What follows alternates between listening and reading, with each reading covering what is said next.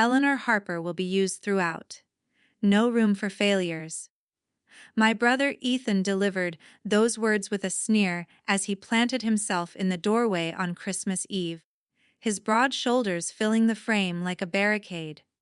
Behind him, the Christmas tree sparkled with multicolored lights, casting a warm glow over the living room where our parents sat. Mom gripped her glass of red wine so tightly her knuckles whitened, and Dad stared at the carpet as if it held the secrets to avoiding eye contact. I stood on the porch, the chill seeping through my coat, clutching a bulky bag filled with carefully chosen presents for Ethan's children.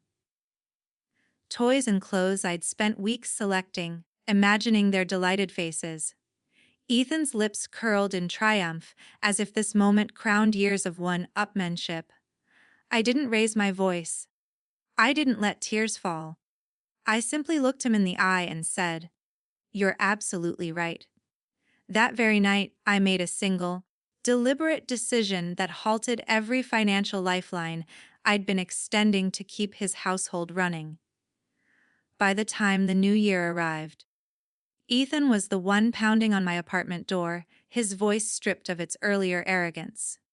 "Stick with me, and I'll lay out every detail of how our family unraveled and how I finally stitched myself back together." Christmas used to be my favorite time of year. The way the neighborhood transformed under strings of twinkling lights, the scent of pine needles mingling with freshly baked gingerbread, the hush of snow blanketing the cracked sidewalks of our old street, it all felt like a temporary truce with the chaos of our lives. For one day, I could pretend we were the kind of family you see in holiday cards, laughing, connected, whole. But that fantasy began to fracture long before this Christmas, eroding in small, almost imperceptible ways, like frost creeping across a windowpane until the glass clouds over completely. As the eldest sibling, I was always the one who stepped in when things went wrong. A late rent check, I covered it. A cousin stranded at the airport, I'd cancel my plans and drive through the night. When Ethan and his wife Laura started struggling with their house payments after he lost yet another job, I transferred the exact amount they needed before they even hinted at asking. I told myself it was love, the natural duty of a big sister. In quieter moments, I wondered if it was something darker. Guilt for having a stable career while Ethan floundered, or maybe a desperate bid to be the indispensable one, the daughter our parents could point to with pride. Mom would pat my hand and say, "Eleanor, you've always been our rock," her smile bright but her eyes relieved, as if my generosity lifted a burden she didn't want to carry. Dad rarely spoke, but he'd slide another slice of pie onto Ethan's plate or offer to store his broken-down car in our garage, small gestures that spoke volumes about where his loyalties lay. I lost track of how much I gave over the years. Tuition for Ethan's 2 boys, paid in full each semester. Electricity bills that arrived in my inbox because Laura had added me as an authorized user. When Ethan's car needed repairs, I wired the mechanic directly. Arguing felt pointless, paying was quicker, cleaner. They framed it as help, but it was a transaction. I provided the funds, they provided the illusion that I belonged. Every bailout tightened the invisible tether between us, pulling me closer to their needs and farther from my own. Generosity became the currency of affection, and I was bankrupt but still spending. This year, I was determined to do things differently. I started planning in October, scouring stores for the perfect gifts, a telescope for 10-year-old Mason, who loved stargazing, a set of art supplies for 8-year-old Liam, whose drawings covered every refrigerator in the family. I took a week off work, dusted off Grandma's old recipe for molasses cookies, and even strung fairy lights around my own apartment to get in the spirit. I pictured us gathered around the fireplace, the boys tearing into wrapping paper, maybe even a moment where Ethan clapped me on the back and said, Thanks, sis. Instead, I got his cruel dismissal and our parents' complicity. No room for failures. The words landed like a slap, but the silence that followed stung worse. Mom's refusal to meet my gaze, Dad's sudden fascination with his slippers. It was a chorus of agreement. On the drive home, the bag of presents sat in the passenger seat, their festive bows mocking me under the streetlights. My hands gripped the wheel tightly, but my mind was eerily clear. For the first time, I saw the machinery of our family for what it was, a system designed to keep me giving and them taking, with gratitude as the occasional tip. I didn't sleep that night. Ethan's voice looped in my head, each repetition carving deeper. I'd endured his jabs before, about my boring job, my single status, my refusal to live a little. But never in front of everyone, never with such finality. The real wound was the betrayal of silence from the people who raised me. By morning, I was seated at my kitchen table with a mug of coffee gone cold, staring at a spreadsheet I'd titled, Holiday Giving. Columns of numbers marched down the page: presents, shipping, contributions to the boys' college funds. My own savings account, once robust, now looked anemic beside it. I ran my finger along the rows, feeling the weight of every sacrifice. Then, with a steadiness that surprised me, I opened my banking app and began canceling every recurring transfer, tuition, utilities, allowance for emergencies. Click, click, click. 5 years of enabling undone in under 10 minutes. Guilt should have flooded me, but instead came a rush of air, as if I'd been holding my breath for decades.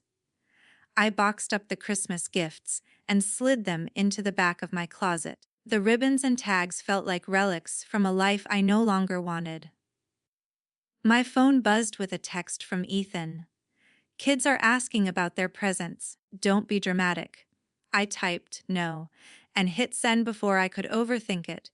His reply came instantly. Seriously, what's wrong with you? I left him on read, a small rebellion that tasted like freedom. The fallout began slowly, then accelerated. 2 days later, the calls started, polite at first, then frantic. The landlord's threatening eviction. Mason needs new boots for school. You're being cruel. I let them go to voicemail, each message another brick in the wall I was building. At work, I threw myself into projects, staying late to avoid the empty apartment and the temptation to cave. One evening, I printed every bank statement showing transfers to Ethan and Laura. The paper stack thick enough to serve as a doorstop. I spread them across my coffee table, tracing the path of my money, grocery runs, summer camp, even a suspiciously round car maintenance fee that matched the cost of a weekend casino package I later discovered online. The evidence was damning, but more than anger, I felt pity for the version of myself who'd believed this was normal. Friday afternoon, Ethan stormed into my office lobby. Coat unbuttoned despite the cold, face flushed with righteous indignation. My assistant's eyes widened as he demanded to see me. I led him to the empty conference room, closing the door softly behind us. You can't just ghost us, he hissed. The kids are suffering because of your tantrum. I folded my hands on the table. They're suffering because you've never learned to stand on your own. His laugh was bitter. Oh, St. Eleanor, too good for her own family now. I met his glare. I'm too good to keep funding your lies. He opened his mouth, then closed it, realizing I wasn't bluffing. For the first time, he had no comeback. That night, I treated myself to takeout from the Thai place down the block and ate it on the floor while sorting old photos. I found one from a decade ago. Ethan and me at the county fair, his arms slung around my shoulders, both of us grinning with cotton candy sticks. I slipped it into the printed statements, a reminder that people change, or reveal who they've always been. The pounding on my door came at 11:47 p.m. 2 nights later. through the peephole. Ethan's face was a mask of desperation, eyes bloodshot. I opened the door a crack, chain lock in place. Go home, Ethan. He shoved his foot in the gap. You think this makes you strong? You're destroying everything. Behind him, Laura's voice cut through the hallway. Ethan, enough. She stood by the elevator, bundled in a puffy jacket, the boys' silhouettes visible in the car downstairs. Ethan whirled. Stay out of this. Laura's chin lifted. No, I'm done pretending. She looked at me, eyes glistening. I found the statements, Eleanor. The casino charges. The secret account. All the money you sent for the kids' future. He spent it on poker tables and hotel rooms. Ethan's bravado crumbled. You don't understand. Laura held up a manila envelope. I understand plenty. My lawyer does too. I stepped into the hall, placing myself between them. Leave, Ethan. Before this gets worse. He stared at us, the weight of consequence finally sinking in, then stalked away without another word. Laura lingered. I'm sorry, she whispered. For Christmas Eve. For everything. I opened the door wider. Come in. It's freezing. Over chamomile tea, she poured out years of suspicion confirmed. Late nights Ethan claimed were work, drained joint accounts, lies about bill payments. I thought if I just kept the peace, the boys would be okay, she said, voice breaking. I reached across the table. You're keeping them safe now. She stayed the night on my pulled-out couch, the boys asleep in sleeping bags on the floor, their soft snores a strange comfort in the quiet apartment. The next morning, Laura's lawyer, David Reynolds, called. We're filing for emergency custody and asset freeze. Ethan's been served. He faxed over documents showing withdrawals from an account I'd never authorized, linked to offshore gambling sites. My contributions had bankrolled a double life I'd never suspected. That afternoon, I met Laura at a women's shelter to help her complete paperwork for temporary housing. The counselor, a kind-eyed woman named Maria, pulled me aside. You're doing something brave, setting this boundary. It saves more than just you. Her words lodged in my chest like a promise. Ethan's calls escalated, voicemails alternating between threats and tearful pleas. I blocked his number, then his email, then created a new profile for every app we'd once shared. The silence that followed wasn't empty, it was full of possibility. I started running again. Early mornings along the river path where frost glittered on bare branches. Each footfall felt like shedding another layer of the old Eleanor. January thawed into February, gray skies giving way to tentative sun. Laura and the boys moved into a small rental in a neighboring town with a good school district. She sent photos. Mason's first science fair ribbon, Liam's finger, painting of a rainbow that spanned the entire kitchen wall. We baked your molasses cookies, she texted. The boys say they taste like hope. I laughed out loud in my grocery store aisle, earning curious glances from other shoppers. Mom called once, her voice tight with disapproval. Your brother's struggling, Eleanor. He says you've abandoned him. I watched snow swirl outside my window. He abandoned himself a long time ago, Mom. I just stopped cleaning up the mess. She sighed, the sound of someone realizing the script had changed. You've always been so hard on him. No, I said gently. I've been too soft. That ends now. The line went quiet, then clicked off. I didn't call back. One Saturday, I drove to the animal shelter on a whim and adopted a scruffy terrier, Mix named Pickles. His enthusiastic tail, wags filled the apartment with a joy I hadn't known I was missing. We took long walks, his paws leaving tiny prints beside my boots in the snow. At night, he curled against my side, a warm weight anchoring me to the present. In March, I received a formal letter from David Reynolds. Ethan had agreed to a settlement. He'd sign over full custody to Laura, pay minimal child support from his new warehouse job, and stay away unless invited for supervised visits. The document felt anticlimactic. No dramatic courtroom scene, just signatures and notary seals. Laura called to celebrate with take and bake pizza and cheap champagne. The boys toasted with sparkling cider, clinking plastic cups. To Aunt Ellie, Mason declared, for being the best. My eyes stung, but I smiled wide. Spring arrived with dogwood blossoms and the smell of damp earth. I redecorated my apartment. New curtains the color of sunrise. A bookshelf filled with novels I'd meant to read for years. I joined a local hiking group and summited my first peak in April. The view from the top so vast it swallowed old grievances whole. At the trailhead, a fellow hiker named Sarah struck up a conversation. We exchanged numbers, and soon Sunday brunches became a ritual. Laughter over pancakes, stories swapped without the weight of family obligation. Ethan surfaced once more in May. Via a handwritten letter slipped under my door.